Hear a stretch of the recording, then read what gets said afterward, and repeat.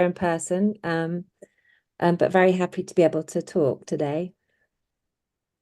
So I'm going to talk about specifically teenagers. So Adrian asked me to talk about dilemmas of pediatrics, and I think that there are specific issues around teenagers which I think are are different from the younger sort of 0 to 10-year-olds. So first of all, and most importantly, there are lower rates of remission in teenagers compared to younger children. And that's an important thing to remember, because actually, when we've seen children with the ITP, think, oh, everyone's going to go into remission, but really some people don't. And that's okay. It's not a dangerous disease, but I think we have to manage expectations, thinking for some children, particularly for some teenagers, they're less likely to go into remission. Some of the reports on the teenage ITP suggest they might bleed more. I think there are reasons for that, and I'll talk a little bit about that. Tiredness is always an issue for teenagers anyway, and the impact of ITP on that. And I think really, particularly at this age, I think for everyone, sports is important, but I think at that teenage years when really a lot of your social activities evolve around sport, being told you can't do sport, I think is a problem. Diet is always fairly erratic for teenagers too, and compliance, anxiety, all of those feed into whether you're actually going to take your medications properly, and then how you're going to be feeling about your condition rather than an illness.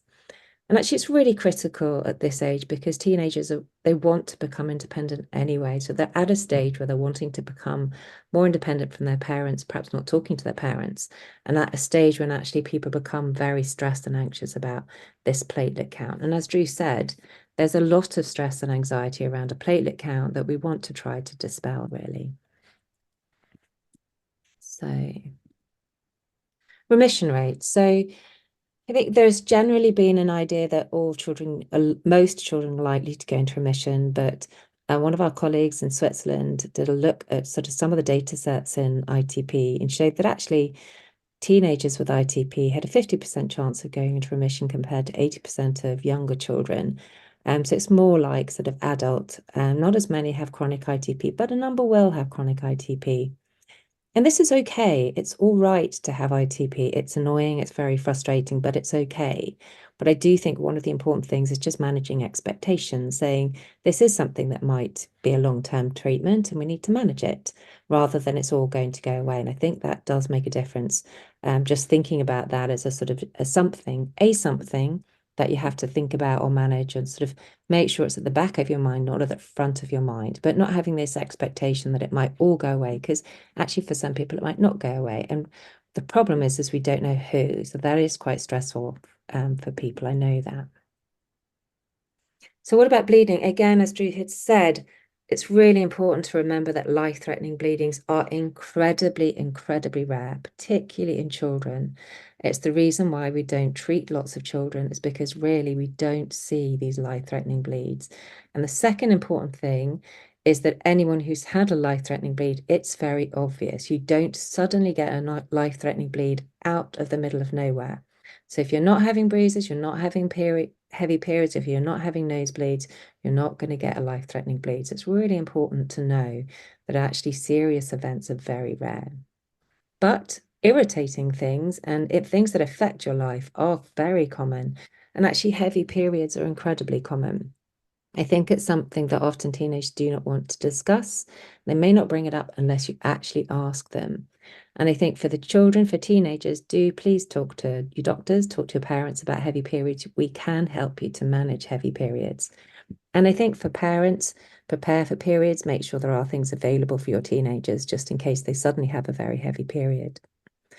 There are treatments for heavy periods. Tranexamic acid, for some people, is incredibly helpful. And we advise for some of our young women with ITP to take tranexamic acid for the first 2 to 3 days of their period. And remember, for them, they may not think that their period is very heavy. They may think that this is normal. So it is really important to make sure they're not having a very difficult time with their periods. We also consider hormonal treatment to stop periods for a while, and this can be very useful for children, particularly during that time when you're going through exams, you're wanting to be at school at the time, you do not want to be missing school at those critical times in your life. So I think hormonal treatment for periods of time can be really important. And for those with very heavy periods or difficult, painful periods, we also ask for expert gynecology review. This may not be available at all centres, but for some centres, there will be availability for gynecology for teenagers and young adults. Second thing is bruises with contact sports. So bruises can be very stressful for teenagers. It can be particularly stressful for parents. But it's really important to remember that bruises are not harmful. They do not cause any long-term damage. So they can be irritating. They can be, you can recognize that. I think that your count might be low at that time. We always think that bruises under the knee just means that someone's being very active and very healthy, and that's a really good thing. Bruises on other parts of your body might show that your counts are a little bit low, but again, it's not dangerous. And really, we're not seeing life-threatening bleeds until you're having much more severe bleeds than just bruises. Nosebleeds, they can respond to local treatment. So if you're getting severe nosebleeds, actually an ENT or ear, nose and throat appointment just to cauterize that irritating kind of bleeder might be important. And tranexamic acid, both locally and topically and orally, can be very helpful. And we certainly advise people to have tranexamic acid at home. I know that it can be very annoying that tranexamic acid runs out of date quite quickly, but certainly I think that's something that can be very useful. For some of our younger children, when all their problem is just bruises, we have advised them to take tranexamic acid, and particularly for going on holiday, because I think bruises can be very stressful for parents as well as for children. So decision-making processes. So decision-making process is really important to be a joint decision-making process between the doctors, the parents, the teenagers, the nurses. And I think everybody should be involved in this. And certainly, I think it's quite difficult. I think at that time in your life when you're very embarrassed, you don't want to talk to someone. I think we as clinical healthcare professionals need to find different ways sometimes to talk to people. And certainly Alice Hart, who's been doing a PhD with us and has been arranging MRI scans for children with ITP, spends different times with the teenagers and finds that that's actually very useful, talking to children outside of the clinic room. And I think decision making on treatment's different in the over 10s or over 12s, depending on where you see the teenagers. Because observation is great. If you're not going to need treatment, if you're going to go into an immediate remission, that's the best impact for most children with ITP. But actually, if you don't go into an early remission, not doing your social activities, not being able to play football, not being able to compete in international competitions, this can really impact on the mental health of teenagers. So decision making is different. It's also different because teenagers want to be independent. They want to be able to go trampolining or boxing or skydiving or paintballing or taekwondo or mixed martial arts. These are all things that we've encountered for our teenagers with ITP. These are things that are really important for them. So deciding on treatment is not just about a low count. It's not just about bruises. It's about making sure that these children can have a normal life and it doesn't have a long-term impact on them for those reasons. Preparing for exams. So these are critical times for teenagers as well. So we make sure that the clinic appointments are arranged to reduce the impact on exams. We are able to do virtual clinics in our clinic. This may not be possible everywhere, but it's certainly worth exploring that, seeing whether you can have phone clinics or virtual clinics at certain time points. I would say it's also incredibly important for us to see you as well. So we do like to make sure we're seeing you a couple of times a year at least, or seeing you face to face enough times to really feel confident that we can all understand each other. And then after that, we are very happy with virtual or phone clinics. We have to make decisions around exams. We might decide the exam is coming up and actually this is impacting your life, so let's get on and give you some treatment. Or we might decide, actually, you're fine, you're not tired, it's not impacting your life too much. Let's not do anything. Let's finish your exams. And then after that, we'll start treatment, because often starting treatments means you need more blood tests. And really do keep remembering, tranexamic acid and hormonal control of periods. Those are two things that can dramatically change lives. Tiredness. What can you ask? Is this the usual teenage tiredness, or is this something that ITP is impacting? And I think generally with families, you think, well, is your teenager more tired than their brother or sister or their friends? So that does give you a good insight. Are they more tired than they used to be? I still think it's quite difficult. Some of this is sort of just related to normal teenage behavior. Sleep patterns obviously impact on this. I think it's very difficult to get your teenagers to sleep at a regular time. And this obviously will impact on tiredness. And what are their food habits? So persuading teenagers to have a healthy diet. And it can be difficult, but that's quite important to think about. Are they getting enough exercise? Are they getting enough sunlight? And I think one of the things that can be problematic if you tell a teenager to stop doing all the exercise that they want to do, then they stop doing exercise, they stop going outside, then they become more tired. And I think this is really important that we don't stop teenagers with ITP from exercising. This is a really critical part of their mental health and their general health-related quality of life. Check vitamin D and iron levels. Iron deficiency is incredibly important in children, actually. And actually just managing the iron levels can be really helpful for children. Can we manage tiredness? We don't have a good answer for this yet, I'm afraid. We think that, good eating, good sleep habits are really important. Anything else around that, any other things that help with sort of tiredness are important. We do replace vitamin D. We advise children who live in the UK that it's a good idea to take vitamin D supplements during the winter because you can't get enough vitamin D. We sometimes give IV iron replacement because oral iron is often not very well tolerated. Exercise and sunlight is really important. And then understand whether depression is impacting on tiredness. So depression from having ITP, which is uncontrollable, those kind of things might be important to actually address. And then if tiredness is really impacting, or depression, all of those really impacting, if not being able to do sport is impacting on your life, then we really think about treatment. We think about treatment quite early. As Drew said, there's a lot of treatments now that we know are safe and effective and very useful. Managing sports. So non-contact sport is okay at any time point. If you could get a head injury, which participating in a sport, even if you had a normal platelet count, then you should avoid it when your count is low. So horse riding or rugby or skiing, the kind of things where you could get a head injury and you could have a serious head injury, even if you have a normal platelet count, those things are going to be dangerous if you have a low count. But other low impact sports are fine, they're okay. Do you need to check your count all the time to be safe for support? And that's no. If your count is recovering, if you're not having a regular blood test, if you've got no bruises, then it's okay to do sports.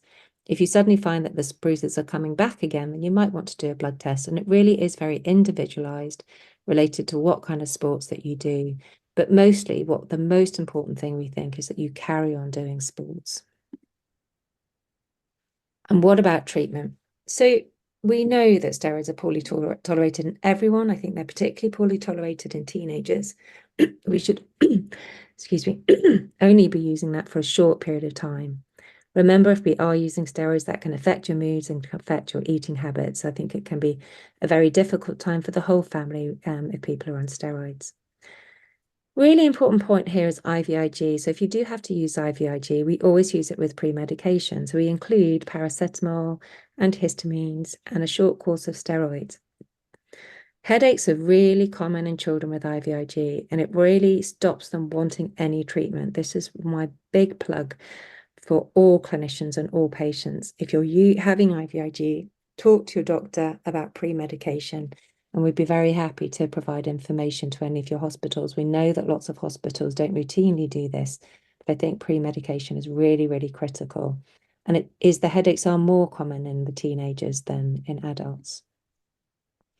So second-line treatment, Drew's talked about this. So eltrombopag and romosozumab available for all children. Avatrombopag is currently available for the over 12s. It may be available for under 12s at some point. And this John Granger did a lot of work to get this available. Avatrombopag is probably the easiest to use. It's a tablet. There is no food restrictions.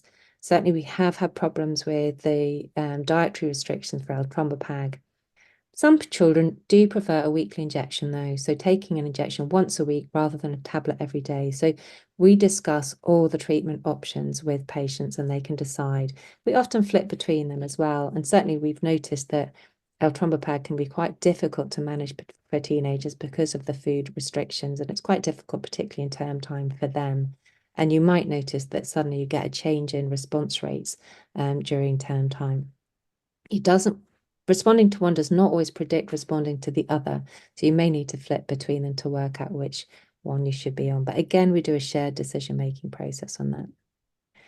Other treatments, so we have used rituximab. As Drew said, we try to avoid immunosuppression, but actually rituximab can be useful, particularly in people who are not responding to TPO receptor agonists. We can use them if you need long remissions, pre-university. We check your immunoglobulins, we check your infectious history first. And don't forget about tranexamic acid, which is very useful, we find, for teenagers with bleeding.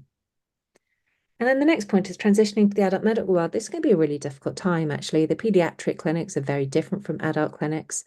We started to use this thing called Ready, Steady, Go. It's not available in most trusts. It is something that I think trusts are trying to engage better in now.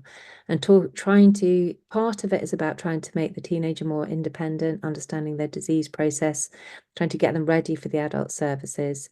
We also offer, we are able to offer a visit to the adult services beforehand, but do talk to your pediatrician about how you're going to manage that adult transition. I think it is a complicated time for everyone, actually. And just to finish on, this was a patient day that Alice Hart ran before she did her research project. And it was designed for children. A few of the things we learned from that, first of all, parent support. Actually, parents supporting each other was critical, was really, really useful. And, you know, if you're a parent with a child who's just been diagnosed, it's very helpful to then meet a parent whose child was diagnosed 2 or 3 years ago. That's patient support groups that patients can do for themselves. I'd really recommend that. And the kind of things that came that the children were worried about were tiredness, anxiety, wanting it to go away, wanting to be carefree, not wanting to be cautious, upset about their parents. They can also be very anxious that their parent is worried. So that's sort of another thing that pet children worry about, missing out on sports or not being able to do sports. And I think the not knowing can be problematic.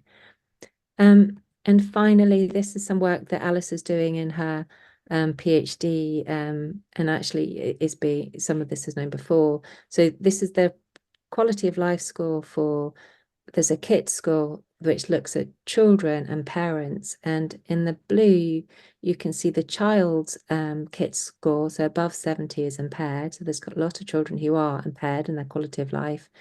The proxy is what the parent thinks of the child. They're about equal.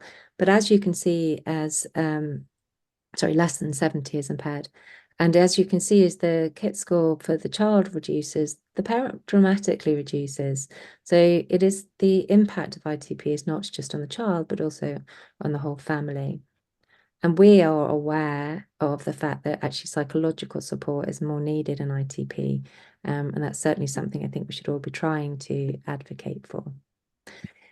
So in summary, we should be thinking about trying to manage the ITP to reduce the impact on the teenagers' lives. So clinic and treatment changes at term time versus holiday, making sure they can participate in sport, thinking about the exams, tranexamic acid for heavy periods, talk about the periods, pre-medication for IVIG, and actually treatment is okay, and we have got quite a lot of long-term sort of safety studies for treatments in ITP.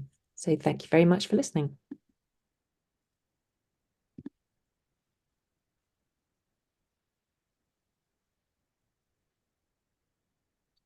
Thank you, Nikki. We could probably squeeze in the odd question or two if we could manage that over the ether. Otherwise, we can save it for the Q&A session later.